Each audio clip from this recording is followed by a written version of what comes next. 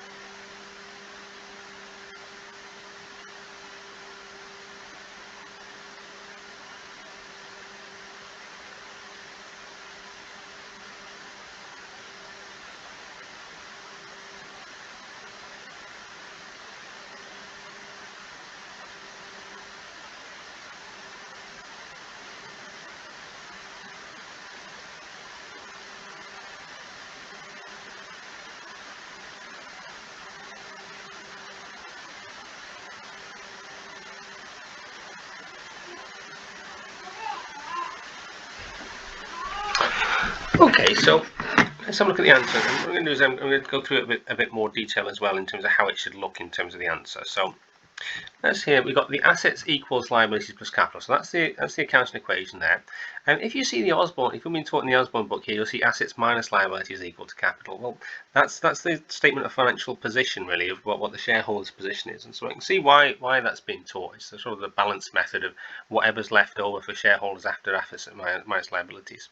However, really it should be set out as in assets equals liabilities plus capital. And the reason why is that's money in, all the money in is equal to all the money out. There, and it sets up the T account position with debits equals credits really. So if you've been taught with assets minus liabilities equals capital, just try and tweak it around to what the other method really of the accounting equation.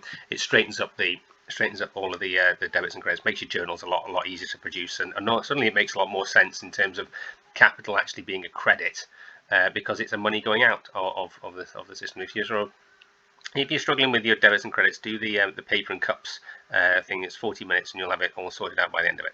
So on this, the point of this question really is to try and sort of finish off dead clickers as well, because dead clickers will be going through and going, right, okay, that's an asset, that's a liability, no one put capital in there because it's not appearing in there. So that's the other part of this question as well, really. If you're being taught with dead click, which is the last sort of way you should be taught really. It's a bit of desperation if you're just not getting anything, then this is a bit of a problem for you, this question.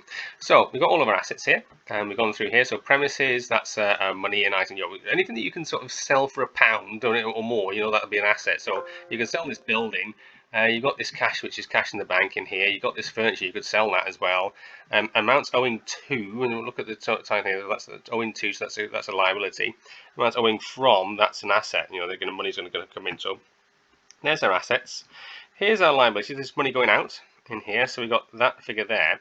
Now, assets, it has to be equal to liabilities plus capital. So capital, to make this balance, has to be 85,653. Then what you do is re-add it together again, add liabilities and capital together. So we've done this calculation once. Then we add it back together and we make sure that they equal the same. And so this is checking your work. Checking your work is not doing the question twice, because you could just end up with two different answers and you think, well, which one do I go for in terms of 50-50, or you just get very upset. Now you add the thing back together and just check that it's the same thing. If it is the same thing, you've done all the calculations correctly. If it's not, do it again. And so that is the answer to this question.